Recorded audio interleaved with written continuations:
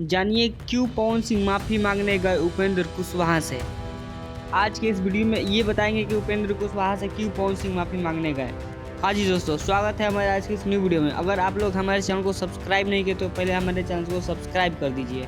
आप सभी को बता दें कि उपेंद्र कुशवाहा जी का कल बयान आया कि पवन सिंह क्यों माफ़ी मांगने गए थे। उपेंद्र कुशवाहा ने अपने लाइव इंटरव्यू में ये बोले हैं।